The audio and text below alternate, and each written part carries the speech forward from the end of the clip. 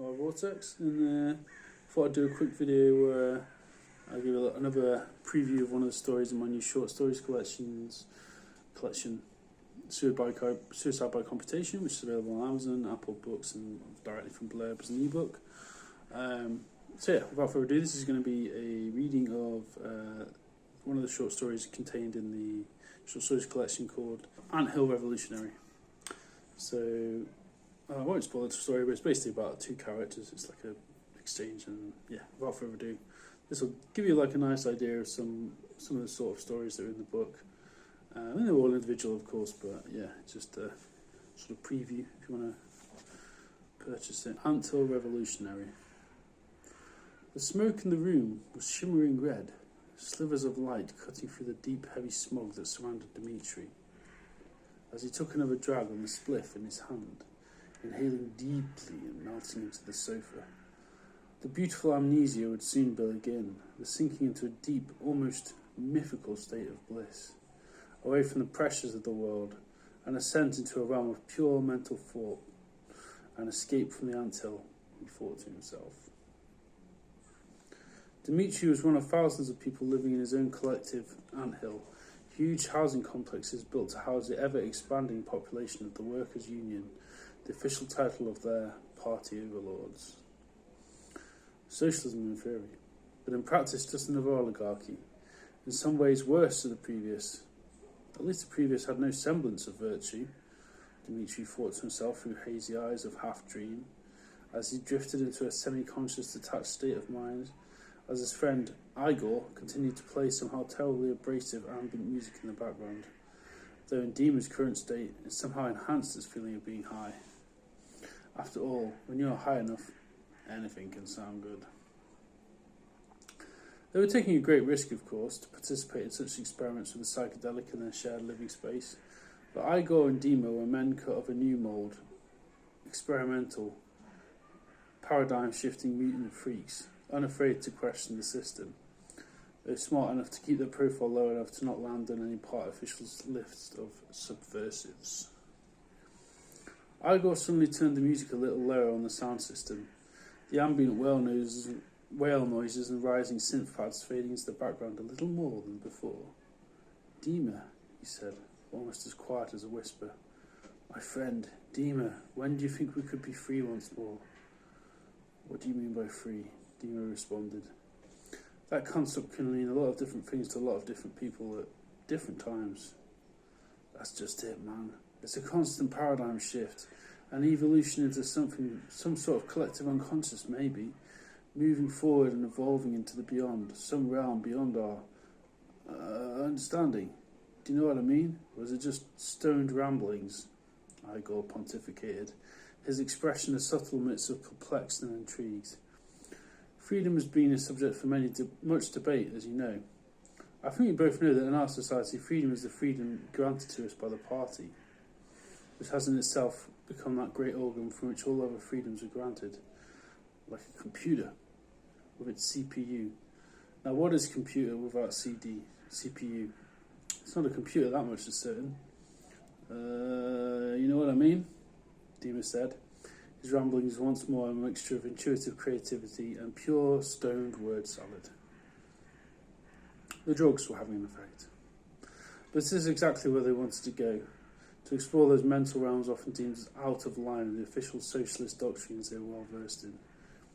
They were both socialists of some sort. They believed in the big utopian dream, but the execution had left them wanting.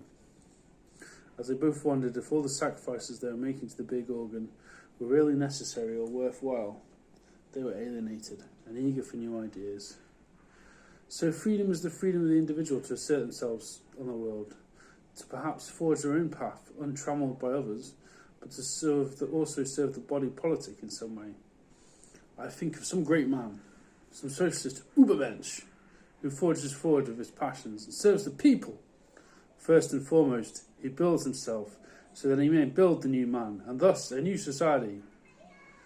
And perhaps we could be such men, responded Igor, his eyes lighting up with some sort of philosophical zeal, or perhaps from the fresh drag he had taken on the mammoth spliff before him. The new man must take on all the sufferings that the socialist project requires, Our flag is red for a reason after all. The new man bleeds and fights for his vision of the world of equal labour power, equal opportunity, to free men from the chains of wage slavery, and to utilise the engineering and technological powers to leverage industry in the service of man's emancipation. Fantastic! Let's write some of this down or maybe record it, comrade. I like what we are saying here. The idealism and ideas are flowing. This... He inhales another puff of weed. It's helping clear the cobwebs in the mind. Every worker should be able to access this stuff. I wonder why the party denies us this shit. He chuckles. We'd have developed a full communism a decade or more ago if we had access to this sweet, sweet nectar for the mind, he laughed. Let us develop our own manifesto, comrade, our own vision, fresh from the eyes of the party bureaucrats, on how we may develop a new path for forging fully automated luxury communism with freedoms for the individual, liberty for the body, food for the soul. Igor smiled enthusiastically at the idea, and they committed thoughts to paper, talking intensely for the rest of the night, until early morning on their ideas to the new world and a fresh perspective. And with that, the Anthill Manifesto was born, a document cloaked in secrecy, a quiet call for resistance born from within the anthills of discontent that lay under the surface of a perfect, quiet, ordered vision of society. Under the skin, there was an itch developing, and Igor and Demo, in their stoned idealism, believed they had found the way to scratch that itch, and then they both fell into a deep, but not so peaceful, slumber of vision. Demo felt himself drift into his deep unconscious, ideas popping like fireworks in his mind before all began to fade into darkness, the cloak over the world before the emergence of rest. And then his inner eye opened. Before him was a desolate, barren landscape with sweeping shrill winds and dead trees, empty of leaves. Demo looked down and saw his hands covered in bruises and sores, a shocking sight that shook him to the core. In the distance was a figure, cloaked in black, its robes extending down like tendrils on some sort of strange aquatic creature, jet black. In his dream state, he felt at once compelled to approach this bizarre apparition and a fearful apprehension of it, but he had a gut instinct that he must approach the figure. He approached the grim figure slowly, stomping through the dry mud beneath his feet in the dreamscape, before stopping a few metres from its large shadow. The figure remained still, motionless in the wind as Demo stared deeply at it, contemplating it. It looked like some sort of death apparition, like the grim of old mythology. Suddenly the figure began to move, and Demo moved back with shock as if a force was pushing him, and then the figure lifted its dark hood and revealed its face. Demo stood, silent in fear as unease as the grim revealed its true face, a strange approximation of a human face with a disquieting, almost polygonal style to it, like something out of a video game. "What are you?" Demo whispered in a reverb-heavy dream sound. The figure grinned a solemn grin and spoke. Its voice sounded like a hollow void. "We are building a new world," it spoke, and then a puff of voluminous smoke, it blinked out of existence, disappearing from view. This stuff was strong. Well, there's no doubt about that. It was early morning the next day, and the light began to creep in through the window of the flat, and the dim faded. Demo and Igor crashed out on the sofa, both comatose still from their smoking session the night before. Demo slowly opening his eyes as the light shone on him through the hazy dim. He woke up steadily and slowly, bringing himself up before putting on the kettle, boiling it to prepare for a coffee.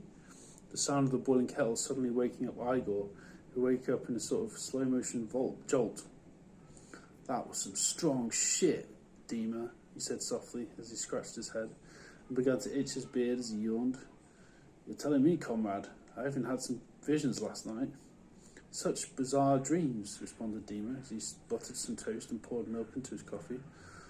"Almost felt like an omen, if I'm honest. I dreamt of the grim of old in a desolate, dark landscape." Interesting, comrade. And what exactly happened?" "Well, to be honest, as always, it's hard to remember one thing, especially when, after so many spliffs," he laughed nervously. "But I do remember it said something like, well, what was it? Something about the world building. It's all a bit hazy. You knew, Igor. Did you have any visions during your slumber? Well, comrade, certainly no nightmares. I dreamt of some young blonde woman with big tits. It was exciting from what I recall. He smiled mischievously, and Dima knew that smile well, as Igor was quite the ladies' man. Well, anyway, Dima changed the subject. Shall we read back our ramblings from last night and see if it makes any sense? Said Dima, picking up the document with the scribbled text, Anthill Manifesto. A manifesto for the new man and a new socialism. I suppose we can, said Igor with a slight air of disinterest present in his voice.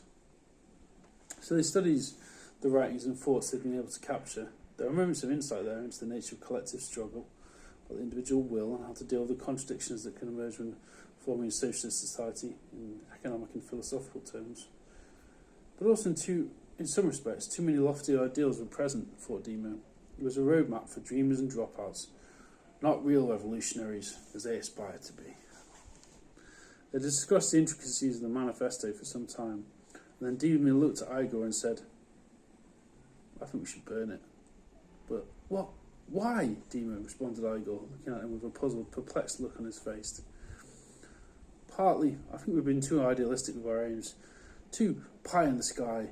If our great society has any chance to be born, it has to be based on the material conditions of the world as it is, not as we may want it to be. It almost sounds like you believe that, sighed Igor, a look of disappointment on his face. And also, comrade, do you not think it's genuinely a revolutionary act to create and then destroy the feeling create? It's a revolution that stays present in the mind, and as that's where the revolution must take place anyway. A total renewal of the mind, the body and the soul.